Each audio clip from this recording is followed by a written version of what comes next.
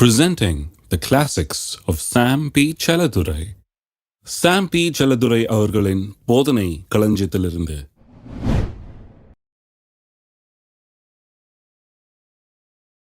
ஆதியாகமத்துக்கு திருப்போம். 1ஆம் அதிகாரம் ஆதியாகமம் 26ஆம் வசனத்திலிருந்து வாசிக்கிறேன். பின்பு தேவன் நமது சாயலாகவும் நமது ரூபத்தின்படியையும் மனுஷனை உண்டாக்குவோமாக. அவர்கள் சமுத்திரத்தின் மச்சங்களையும் ஆகாயத்து பறவைகளையும் மிருக ஜீவன்களையும் பூமி அனைத்தையும் பூமியின் மேல் ஊறும் சகல பிராணிகளையும் ஆளக்கடவர்கள் என்றார். தேவன் தம்முடைய சாயலாக மனுஷனை சிருஷ்டித்தார். அவனை தேவ சாயலாகவே சிருஷ்டித்தார். ஆணும் பெண்ணுமாக அவர்களை சிருஷ்டித்தார். பின்பு தேவன் அவர்களை நோக்கி, நீங்கள் பலுகி பெருகி பூமியை நிரப்பி அதை கீழ்ப்படுத்தி சமுத்திரத்தின் மச்சங்களையும் ஆகாயத்து பறவைகளையும் பூமியின் மேல் நடமாடுகிற சகல ஜீவ ஜந்துகளையும் ஆண்டு கொள்ளுங்கள் என்று சொல்லி தேவன் அவர்களை ஆசீர்வதித்தார். இப்போ 29ஆம் வசனத்தை கவனிங்க. பின்பு தேவன், இதோ பூமியின் மேல் எங்கும் விதை தரும் சகலவித பூண்டுகளையும் விதை தரும் கனிமரங்களாகிய சகலவித விருட்சங்களையும் உங்களுக்கு கொடுத்தேன். எல்லாம் சொல்லுங்க, உங்களுக்கு கொடுத்தேன்.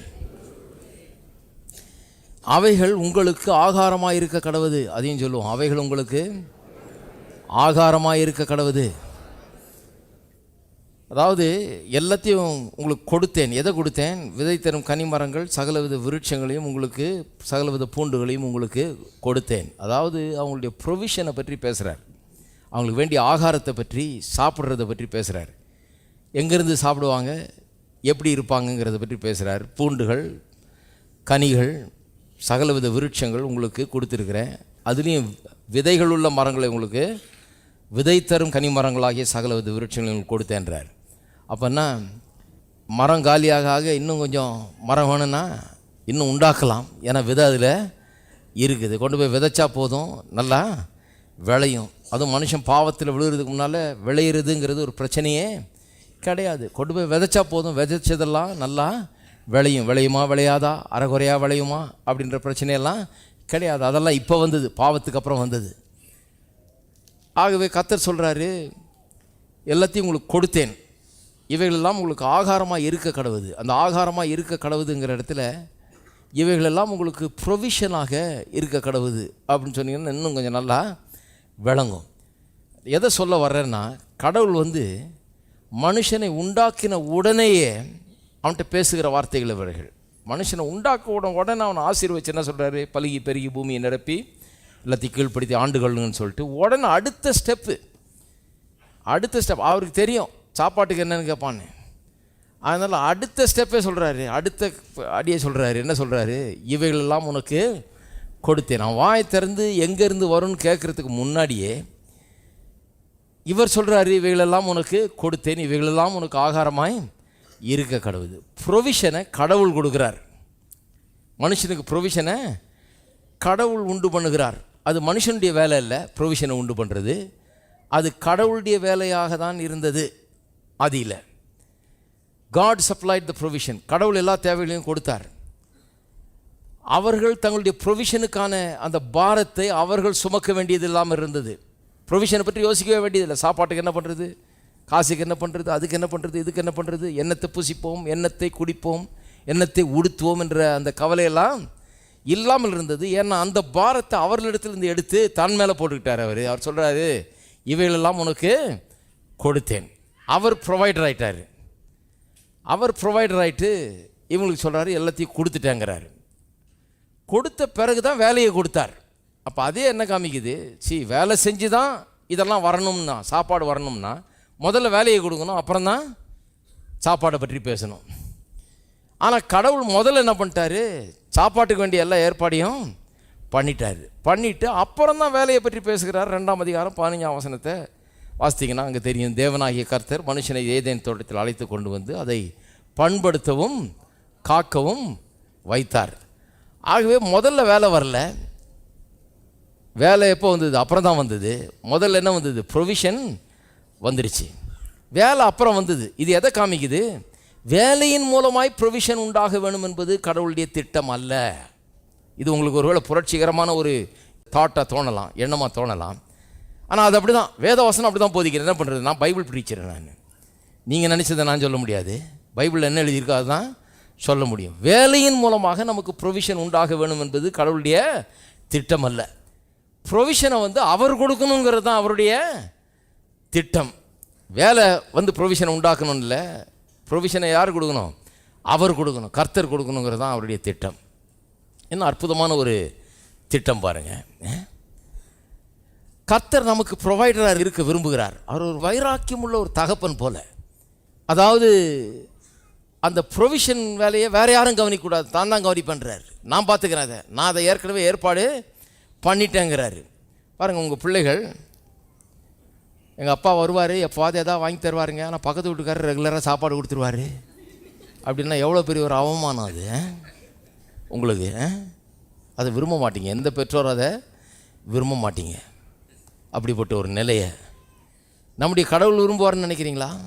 அவர் விரும்புகிறதே கிடையாது. ஆகவே தான் ஆபிரகாம் பாருங்கள், ஒரு யுத்தத்துக்கு போனான் 5 ராஜாக்களை எதிர்த்து. ஏன்னா அவனுடைய சொந்தக்காரன் லோத்து, அவனுடைய குடும்பம் எல்லாத்தையும் கொள்ளையடிச்சிட்டு போயிட்டாங்க. சோதோம் கொமோராவை கொள்ளையடித்து அதில் உள்ளவர்களையும் அதனுடைய சொத்துக்களையும் கொள்ளையடித்து 5 ராஜாக்கள் தூக்கிட்டு போயிட்டாங்க எல்லாத்தையும்.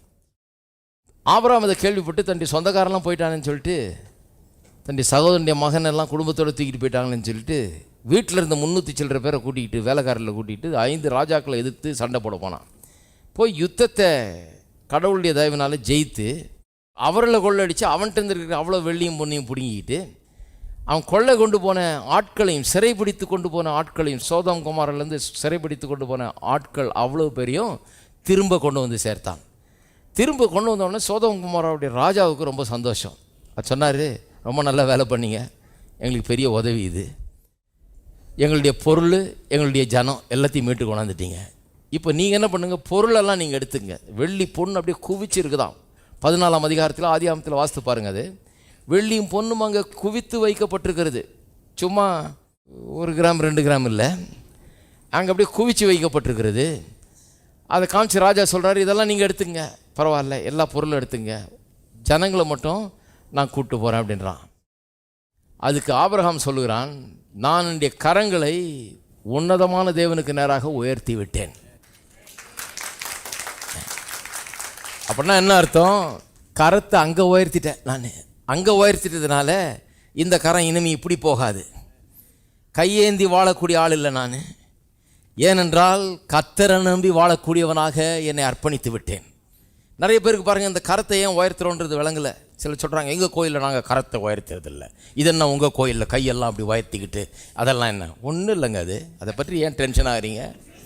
கையை உயர்த்துறதுல ஒன்றும் கிடையாது. கையை உயர்த்துறது என்னன்னா, நான் கர்த்தரை நம்பி வாழுகிறவன் ஆகிவிட்டேன், அவர் என்னுடைய ஆதாரமாக இருக்கிறார், அவர் எனக்கு எல்லாவற்றையும் தருகிறவர், அவரிடத்துல தான் எனக்கு எல்லா சப்ளையும் வருது, அவர் தான் எனக்கு எல்லாவற்றையும் கொடுக்கிறவர் என்று ஆகிவிட்டது. ஆகவே அவரை நான் எதிர்பார்க்கிறேன். என் கை அங்கே உயர்த்திருக்குது, எனக்கு ஒத்தாசை வரும் பர்வதங்களுக்கு நேராக என் கண்களை உயர்த்துகிறேன். அப்போ கண் அங்கே உயர்த்திருக்குது, கை அங்கே உயர்த்திருக்குது. நிறைய பேர் இப்படி பார்த்துட்டு இருக்காங்க, அவர் உதவுவாரா இவர் உதவுவாரான்னு. இப்படி பார்க்கக்கூடாது, அப்படி பார்க்கணும். கையை இப்படின்னக்கூடாது, அதுதான் கேவலம். மேலே உயர்த்துறது கேவலமே கிடையாது. நிறைய பேர் பாருங்கள், சபைக்குள்ளே வந்துட்டு கையை உயர்த்துறத ஒரு கேவலமாக நினைக்கிறாங்க, மேலே உயர்த்துறத கேவலமாக நினைக்கிறாங்க. ஆனால் மற்றவர்கள்ட்ட கையேந்தி பிழைக்கிறது கேவலமாக நினைக்கிறது கிடையாது. அங்கே போய் இங்கே போய் கையை நீட்டி அவங்கள்ட்ட கடன் வாங்கி இவங்கள்ட்ட கடன் வாங்கி 5 ரூபா வட்டிக்கு 10 ரூபா வட்டிக்கெல்லாம் வாங்கி வாங்கி வாங்கி வாங்கி போட்டுக்கிறது அது அவங்களுக்கு தப்பே கிடையாது, கேவலமே கிடையாது. ஆனால் இங்கே மேலே கையை உயர்த்துறது தான் தப்புன்னு நினைக்கிறாங்க. நான் சொல்கிறேன், இங்கே கையை இப்படி நீட்டி அங்கங்கே வாங்குறது தான் தப்பு, கையை மேலே நீட்டுகிறது தப்பே கிடையாது, அது கௌரவம். கடவுளுக்கு நேராக நம்முடைய கையை நீட்டுறோம் இல்லையா? அதான் அதனுடைய அர்த்தம். கையை கர்த்தருக்கு முன்னால் உயர்த்தி ஆராதிக்கும் போது அதை எப்போ ஞாபகம் வச்சுருங்க, அதை கேவலமாக நினைக்காதீங்க. இது என்ன இந்த சபை பழக்கமாக? அது இந்த சபை பழக்கம் இல்லை, அது அதில் ஒரு பெரிய அர்த்தம் அடங்கி இருக்கிறது. என்னுடைய ஆதாரம் அவர், எல்லாத்தையும் அவர் தர்றாருன்ற நான், அவ்வளோதான். அப்புறம் சொல்லுகிறான், கையை மேலே உயர்த்திட்டேன், அவர்கிட்ட கையை உயர்த்திட்டதுனால இப்பொழுது உன்னுடைய பாதரட்சியின் வார கூட நான் உங்கள்கிட்ட இருந்து எடுக்க மாட்டேன். ஏனென்றால் நாளைக்கு இவன் புத்தி தெரியும் அவனுக்கு. ஏன்னா இந்த ஊர் ராஜா தானே இவன், உலகத்தான் தான் இவன், உலகத்தானுடைய புத்தியை நல்லா படித்து வச்சுட்டான் பாருங்க இவன். அவன் சொல்ல, நாளைக்கு நீ என்ன சொல்லுவ, நீ தான் என்னை ஐஸ்வர்யவானாக்குன, ஆபிரகாம் ஐஸ்வர்யவாக்கன்னு நீ சொல்லுவ, நீ என்னை ஐஸ்வர்யவானாக்குறது என்னுடைய தேவன் மட்டுமே, அந்த கிரெடிட் அவருக்கு மட்டும்தான் போகணும். அதனுடைய கிரெடிட்டு தேவனுக்கு மட்டும்தான் போகணும். அவர்கிட்ட தான் நான் எல்லாத்தையும் பெற்றேன். உங்ககிட்ட இருந்து ஒரு பாதரட்சையின் ஷூ லேஸை கூட வாங்க மாட்டேன்ட்டான். அதை கூட வாங்க மாட்டேன் உங்ககிட்டேருந்து. ஏன்னா எனக்கு வந்தது எல்லாம் எங்கேருந்து வருகிறது? கர்த்தரிடத்திலிருந்து வருகிறது. அப்போ பாருங்கள், கர்த்தர் அதை தான் விரும்புகிறார். அதான் ஆபிரகாம் கர்த்தர் அவ்வளோ விரும்பினது. என்னன்னா அவன் தனக்கு எல்லாம் கர்த்தரிடத்திலிருந்து உண்டாயிருக்குதுன்னு கர்த்தருக்கு கிரெடிட் கொடுக்குறான். கர்த்தர் அதை தான் விரும்புகிறாரு. என் தேவைகள் இப்படி சந்திக்கப்பட்டது, அப்படி சந்திக்கப்பட்டதுன்னு இல்லை, இப்படி சந்திக்கப்பட்டதுன்னு சொல்கிறது தான் கர்த்தர் விரும்புகிறார். அவர் தான் நம்முடைய தேவைகளை சந்திக்கிறவராக இருக்க வேண்டும் என்று விரும்புகிறார். வேற யாருக்கு அதில் இடம் இருக்கக்கூடாது. வைராக்கியம் உள்ள ஒரு பரலோக தகப்பனாக அவர் இருக்கிறாரு. அவர் மட்டுமே நம்முடைய எல்லா தேவைகளையும் சந்தித்து நம்மை காப்பாற்றுகிறவராக இருக்க வேண்டும் என்று தேவன் விரும்புகிறார். அதில் ஏதாவது தப்பு இருக்கா? அதில் ஒன்றும் தப்பே கிடையாது. எல்லா தகப்பனும் அப்படி தான் உணர்றான். நான் தான் என் பிள்ளைக்கு சோறு போடணும், நான் தான் எல்லாம் செய்யணும், நான் தான் படிக்க வைக்கணும், நான் தான் ஃபீஸ் கட்டணும், நான் தான் செலவழிக்கணும் அப்படின்னு விரும்புகிறான் இல்லையா? அதுபோல் நம்முடைய பரலோக தகப்பன் அப்படி விரும்புகிறார். இருக்கீங்களா? அப்போ பாருங்கள், அவர் எல்லாத்தையும் கொடுத்துட்டு அப்புறம் தான் வேலையை கொடுத்தாரு. அப்போ வேலைக்கும் பிழைப்புக்கும் சம்மந்தம் கிடையாது. ஆதியில் மனுஷனை உண்டாக்குன போது வேலையை பிழைப்புக்காக தரவில்லை. பிழைப்பு தேவனை நம்பி மனுஷன் பிழைக்கிறான். தேவனிடத்திலிருந்து அவனுக்கு ஏற்கனவே உண்டாயிருக்குது. அப்போ வேலை எதுக்கு? வேலை கடவுள் அவனுக்காக இந்த பூமியில் வைத்திருக்கிற சில காரியங்களை அவன் நிறைவேற்ற வேண்டும். அதிலே தேவனும் மகிழ்ச்சி அடைகிறார், இவனும் மகிழ்ச்சி அடைகிறான். அவனுக்குள்ளே இருக்கிற தாளந்துகளை, கிருபைகளை அவன் உணர வேண்டும், அறிந்து கொள்ள வேண்டும், அதை பயன்படுத்த வேண்டும். அது மற்றவர்களுக்கு பயனுள்ளதாக இருக்க வேண்டும். இதுதான் வேலை. வேலையினுடைய நோக்கமே வேற. வேலை நமக்கு சாப்பாடு போடணும்னு கடவுள் மேலே வைக்கல. இப்போ அப்படி திங்க் பண்ணுறது ரொம்ப கஷ்டமாக இருக்குது பாருங்கள். ஏன்னா இப்போ வேலை தான் சாப்பாடு அப்படின்ற ஆயிடுச்சு. சிஸ்டம் மாறிடுச்சு. இப்போ அது எப்போ மாறிச்சுன்னா பாருங்கள், பாவம் செஞ்ச பிறகு, மனுஷன் பாவம் செஞ்ச பிறகு தான் மாறிச்சு. எல்லாம் கதையை மாறிடுச்சு பாருங்கள். இப்போ நான் அந்த 26 வாசித்தேன் வசனங்களை. 28ஆம் வசனத்தில் என்ன சொல்லியிருக்கு? பலுகி பெருகி பூமியை நிரப்பி எல்லாத்தையும் கீழ்ப்படுத்தி ஆண்டு கொள்ளுங்கள். அந்த வசனம்லாம் எனக்கு மனசை விட்டு போக மாட்டேங்குது. அந்த வசனத்தை வாசித்தால் என்ன சொல்லுது அந்த வசனம்? நான் வேற ஒரு லெவலில் வாழ வேண்டிய ஆள். நான் வேற ஒரு லெவலில் வாழ வேண்டிய ஆள். பலுகி பெருகி பூமியை நிரப்பி. ஏதேன் தோட்டத்தை கர்த்தர் நிரப்பி கொடுத்துட்டாரு. அவர் என்ன சொல்கிறார்? பூமியை நீ நிரப்பு, இது மாதிரி நீ நிரப்பு. காலியாக இருக்கிறதை நிரப்பக்கூடிய சக்தி உனக்கு இருக்கிறது. ஆங்கிலத்தில் ரெப்ளனிஷன் வருது. ரெப்ளனிஷன் சொன்னால் stock with abundance or recover former fullness. காலியானதை திரும்ப நிரம்பி வழிய நிரப்பு. அப்போ காலியானதை வச்சுக்கிட்டு அடிப்பானையை சுரண்டிட்டு இருக்கிறவர் இல்லை. நம்ம அப்படி வாழ வைக்கல கர்த்தர். தொட்டுக்க வலிச்சிக்கன்ற வாழ்க்கையை நமக்கு கொடுக்கல கர்த்தர். காலியாக இருக்கிறதை, நமக்கு கொடுக்கப்பட்ட அதிகாரம் வல்லமையை கொண்டு கர்த்தர் பூமியை, வெறுமையாக இருந்த பூமியை எப்படி நிரப்பினாரோ அதுபோல வெறுமையாக இருக்கிற நம்முடைய வாழ்க்கையில் இருக்கிற காரியங்களை நிரப்பும்படியாக நம்ம வைத்திருக்கிறார். நம்ம வேற ஒரு லெவலில் வாழ வேண்டியவர்கள். அது பாருங்கள், அதெல்லாம் போயிடுச்சு. இப்போ நாம் எந்த லெவலில் வாழ வேண்டியவர்கள்? சொன்னபடி ஆகும் அப்படி வாழ வேண்டியவர்கள். எப்படி கடவுள் சொல்லி எல்லாத்தையும் உண்டாக்குனாரோ அப்படி சொல்லி நமக்கு வேண்டியதெல்லாம் உண்டாக்க வேண்டியவர்களாக நாம் இருக்கிறோம். அப்படி தான் கடவுள் நம்மளை உண்டாக்கியிருக்காரு. சொல்லணும். இல்லாதவளை இருக்கிறவளை போல அழைத்து எல்லாத்தையும் உண்டாக்குனார். நாமும் இல்லாதவளை இருக்கிறவளை போல அழைத்து இல்லாதவளெல்லாம் இருக்கிறவளை ஆக்கணும். அப்படிப்பட்டவர்களாக நாம் இருக்கிறோம். ஆனால் அந்த வெளிப்பாடு மறந்தாச்சு இன்னைக்கு. அது ஆதியில் அப்படி தான் கடவுள் உண்டாக்குனார் மனுஷனை. பாவம் செஞ்ச உடனே இதெல்லாம் மறந்து போச்சு பாருங்கள். அதனால தான் இயேசு வந்த பிறகு கடவுளே மனுஷனாக அந்த பூமியில் அவர் சொல்லித்தர்றார். மார்க் 11:23 சொல்லித்தர்றார். எவன் ஆகிலும் இந்த மலையை பார்த்து நீ பெயர்ந்து சமுத்திரத்தில் தள்ளுண்டு போ என்று சொல்லி தான் சொன்னபடியே நடக்கும் என்று தன் இருதயத்தில் சந்தேகப்படாமல் விசுவாசித்தால் அவன் சொன்னபடியே ஆகும்னா இன்றைக்கி கூட ஜனங்க வாயை புழக்கிறாங்க. அவங்களுக்கு அதை ஏற்றுக்கொள்ள முடியல. அது எப்படிங்க அவன் சொன்னபடி ஆகும்? அதுதாங்க மனுஷன். அவன் சொன்னபடி ஆகும். நீங்கள் என்ன சொல்கிறீங்களோ அதன்படி தான் ஆகும். இந்த வெளிப்பாடு இயேசு வந்த பிறகு திரும்ப அதை போதிக்க ஆரம்பிக்கிறார். வேத வசனம் முழுக்க அது இருக்குது பாருங்க. ஆனால் பாவத்தில் விழுந்து போன மனுஷனுக்கு இது விகற்பமாய் தோன்றுகிறது. இன்னைக்கு நான் பிரசங்கம் பண்ண கூட எல்லாம் அது விகற்பமாக தான் பார்க்குறாங்க. ஒரு மாதிரி இது என்னது? இது அவன் சொன்னபடி ஆகும். என்ன அது? யாருமே சொல்லாதே இவர் சொல்கிறாரு, நம்ம சொன்னதெல்லாம் ஆகிடுமா? பயப்படாதீங்க, உங்களுக்கு ஆகாது. நீங்கள் தான் நம்பலையே. இதுதான் பிரச்சனை பாருங்க. சொன்னபடி தான் ஆகுமா? நான் சொன்னேன் ஆகலை. ஆமாம், நீங்கள் சொன்ன ஆகாது, நான் சொன்ன ஆகும். இயேசு சொன்ன ஆகும், விசுவாசிக்கிறவர்கள் சொன்ன ஆகும். அவர் சொல்கிறாரு, இருதயத்தில் சந்தேகப்படாமல் சொன்னபடியே நடக்கும் என்று விசுவாசித்தால் அவன் சொன்னபடியே ஆகும். இப்படி தான் மனுஷன் உண்டாக்கப்பட்டிருக்கிறான். நம்ம வேணும்னா அந்த லெவலுக்கு வரலாம், இல்லைன்னா நம்ம கீழான லெவல்லே இருந்துக்கிட்டு நான் சொன்னால் ஒன்றுமே ஆகாது அப்படின்னு அப்படியே இருந்துக்கலாம்.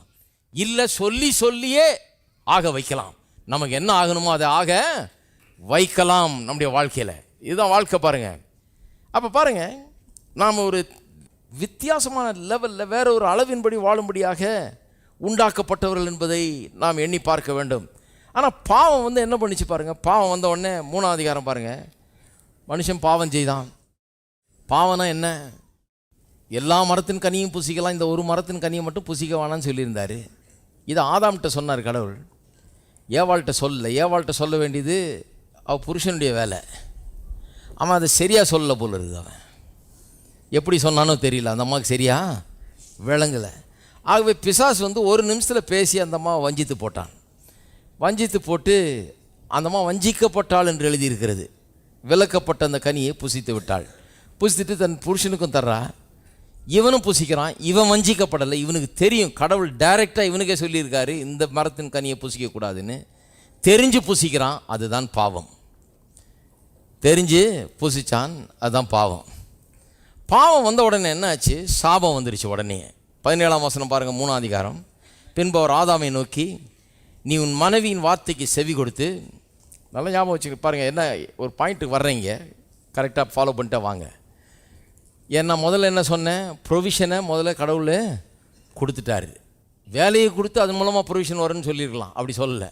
நம்ம அப்படி தான் நினச்சிட்டு இருக்கிறோம் இன்றைக்கி. அந்த சிஸ்டம் மாறினது பின்னாடி. முதல்ல ப்ரொவிஷனை கொடுத்தாரு, அப்புறம் தான் வேலையை கொடுத்தார். இதை வசனத்தில் காமிச்சேன் உங்களுக்கு. இப்போ பாருங்கள், 17ஆம் வசனம். பின்பு அவர் ஆதாமை நோக்கி, நீ உன் மனைவியின் வார்த்தைக்கு செவி கொடுத்து புசிக்க வேண்டாம் என்று நான் உனக்கு விலக்கின விருட்சத்தின் கனியை புசித்தபடினாலே பூமி உன் நிமித்தம் சபிக்கப்பட்டிருக்கும். நீ உயிரோடு இருக்கும் நாளெல்லாம் வருத்தத்தோடு அதன் பலனை புசிப்பாய். பாருங்க, பூமி சபிக்கப்பட்டிருக்கும், வருத்தத்தோடு அதன் பலனை புசிப்பாய். அது உனக்கு முள்ளும் குறுக்கும் முளைப்பிக்கும், வெளியின் பயிர் வகைகளை புசிப்பாய். நீ பூமியிலிருந்து எடுக்கப்பட்டபடியால் நீ பூமிக்கு திரும்ப மட்டும் உன் முகத்தின் வேர்வையால் ஆகாரம் புசிப்பாய். இந்த சாபத்தில் இந்த ஃபைனான்ஷியல் ஆஸ்பெக்டை மட்டும் வாசிக்கிறேன் நான். இப்போ எல்லா விதத்திலும் சாபம் வந்தது. சரீர பிரகாரமாக, திருமண வாழ்க்கையில், எல்லாத்துலேயும். முதல்ல வாஸ்து பார்த்திங்கன்னா தெரியும். 14ஆம் வசனத்திலேருந்து வாஸ்து பார்த்திங்கன்னா சாபம் வெறும் பொருளாதாரத்தில் இல்லை, எல்லாத்துலேயும் வந்ததுன்னு. ஆனால் இப்போ நம்ம பொருளாதாரத்தை பற்றி பேசிகிட்டு இருக்கனால அதை பற்றி மட்டும் வாசிக்கிறேன். பூமி சபிக்கப்பட்ட பூமி ஆயிடுச்சு. அது நிமித்தம் வருத்தத்தோட பலனை புசிப்பாய். வருத்தம், கஷ்டம். வருத்தம்னா என்ன? கஷ்டம். சம்பாதிக்கிறது ஒரு பெரிய கஷ்டம். முள்ளும் குறுக்கும் பிறப்பிக்குது. முகத்தின் வேர்வையால் நீ ஆகாரம் புசிப்பாய். சாப்பாடு ஒரு பெரிய பிரச்சனை ஆயிடுச்சு. முதல் அதிகாரத்தில் 29ஆம் வசனத்தில் பார்த்து என்ன சொல்லிக்குது? இவையெல்லாம் உனக்கு ஆகாரமாய் இருக்க கடவுது. அப்போ ஆகாரம் ஒரு பிரச்சனையே இல்லாமல் இருந்தது மனுஷனுக்கு. ஆகாரத்தை பற்றி மனுஷன் யோசிக்கவே இல்லை. இப்போ ஆகாரம் தான் ஒரு பெரிய பிரச்சனை ஆயிடுச்சு. வருத்தத்தோட பலனை புசிப்பாய், முகத்தின் வேர்வையால் ஆகாரம் புசிப்பாய். பாருங்க, பிரச்சனை இல்லாமல் சாப்பிட்டுட்டு இருந்தான். இப்போ சாப்பிட்றது தான் ஒரு பெரிய பிரச்சனை. சாப்பாடு ஒரு பெரிய பிரச்சனையே இல்லாமல் இருந்தது. இப்போ சாப்பாடு தான் பெரிய பிரச்சனை ஆகிவிட்டது. இல்லை, கவனிங்க, இது ரொம்ப முக்கியம். சைக்காலஜிஸ்ட் சொல்கிறாங்க, மனுஷனுக்கு பல விதமான தேவைகள் இருக்குது. அதில் தேவைகளில் முக்கியமான தேவை ஆகாரம். சாப்பாடு இல்லைன்னா மனுஷன் அதுக்காக என்ன வேணால் செய்வான். இந்த ஆகாரம்ங்கிறது மனுஷனுடைய சரீர பிரகாரமான தேவையில் ரொம்ப அடிப்படையான ஒரு தேவை, ரொம்ப முக்கியமான ஒரு தேவை. நம்பர் 1 நீடு இஸ் ஃபுட் அப்படின்றாங்க சரீர பிரகாரமாக மனுஷனுக்கு. சாப்பாடு இல்லைன்னா என்ன ஆகுறது பாருங்கள். இன்றைக்கி சாப்பாடு இல்லைன்னா என்ன பண்ணுவீங்க? அதுதான் ரொம்ப முக்கியமான தேவை அப்படின்றாங்க.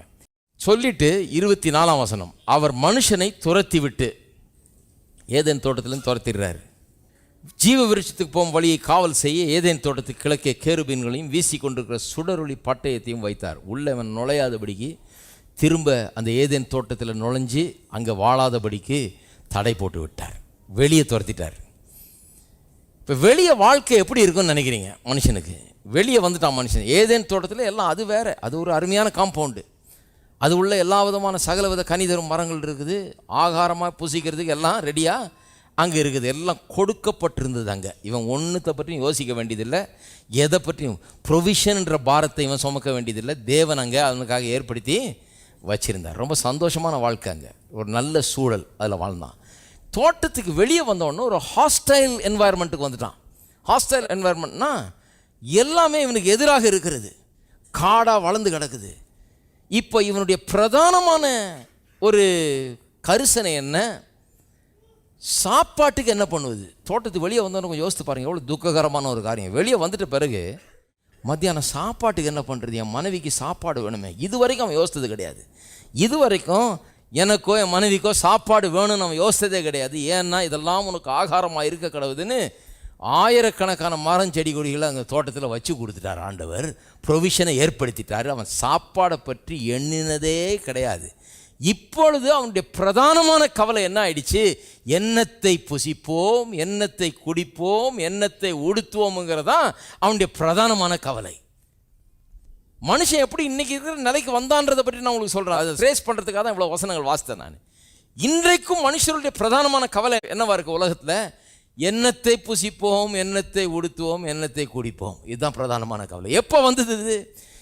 ஏதேன் தோட்டத்திலேருந்து ஆதாமை வெளியேற்றின உடனே அவனுக்கு அது வரைக்கும் இல்லாத ஒரு பாரத்தை அவன் சுமக்க வேண்டியதாக போச்சு. அது வரைக்கும் இந்த ப்ரொவிஷன் என்ற பாரத்தை அவன் சுமந்ததில்லை. அந்த நிமிஷத்திலிருந்து ப்ரொவிஷன் அவன் சுமக்க வேண்டிய பாரமாகி விட்டது. தன்னுடைய மனைவிக்கு சாப்பாடு எடுத்துகிட்டு வரணும், காசு இல்லாமல் வீட்டுக்கு போக முடியாது, சாப்பாடு எடுத்துகிட்டு வராமல் வீட்டுக்கு வர முடியாது. பொண்டாட்டி வெளியே போன்றுவாமல, சாப்பாடு எங்கன்னு கேட்பா, டென்ஷன். சாப்பாடு சாப்பாடு சாப்பாடு சாப்பாடுக்கு எங்கே போவேன்? பூமி பார்த்தா எல்லாம் ஒரு மாதிரி இருக்குது, முள்ளும் குறுக்கும் விளையுது. இப்போ இதில் ஆரம்பிக்கணும். இது ஏதேன் தோட்டம் மாதிரி இல்லை, இதில் முதல்லேருந்து ஆரம்பித்து வேலை செய்யணும்.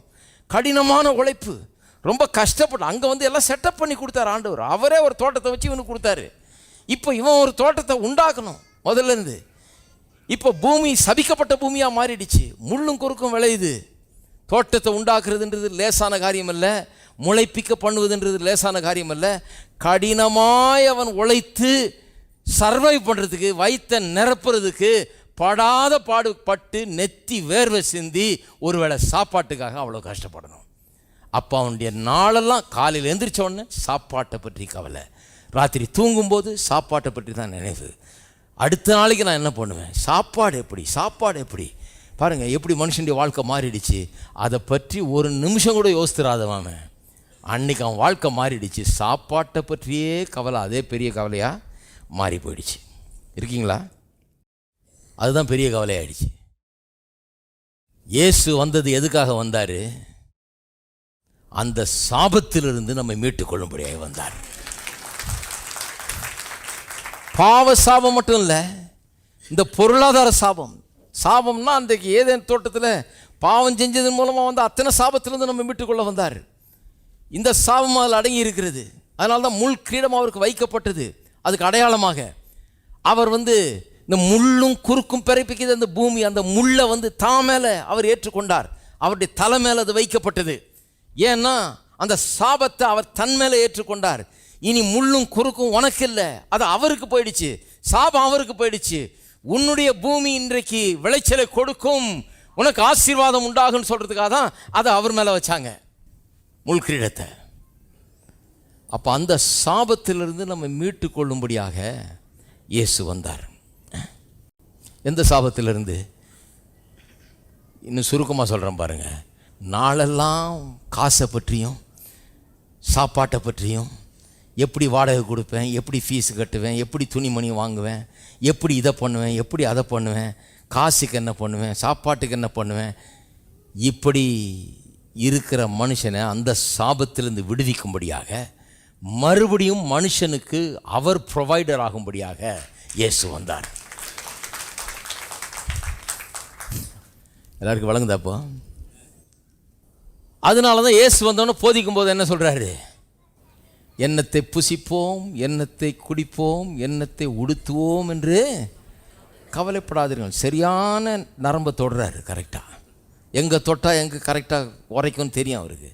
ஏன்னா அதுதான் அவன் கவலை.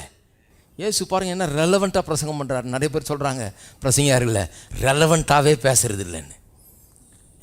ரொம்ப உண்மை. எத்தனை தேவதூதர்கள் இருக்கிறாங்க, அதில் எத்தனை வகை தேவதூதர்கள் இருக்காங்க. ஒருத்தர் பிரசங்கம் பண்ணுறாரு, அவர்கள் எங்கெல்லாம் இருக்கிறாங்க, என்னெல்லாம் பண்ணுறாங்க. நல்லது தான், அதெல்லாம் பைபிள் ஸ்டடின்னு பண்ணலாம். பட்டு பிரசங்கம் ரெலவெண்ட்டாக இருக்கணும்.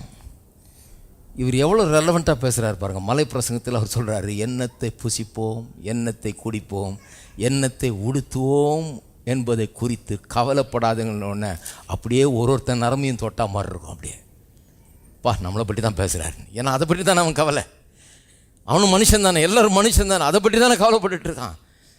யோசிக்கிறான், அடே அப்பா எந்த பிரசங்கியாரும் பிரசங்கிக்காத இவர் பிரசங்கம் பண்ணுறாரு, எவனுமே சொல்லாத இவர் சொல்கிறாரு. எத்தனை மத பிரசங்கியாரை கேட்டிருக்கோம், எத்தனை பரிசைய பிரசங்க கேட்டிருக்கோம். என்ன சட்டை போடணும், அது எவ்வளோ நீளம் இருக்கணும், என்ன இது இருக்கணும், எல்லாம் பிரசங்கம் பண்ணாங்க. ஆனால் எண்ணத்தை பூசிப்போம், எண்ணத்தை குடிப்போம், அதை பற்றி ஒன்றும் பிரசங்கம் பண்ணுறது கிடையாது.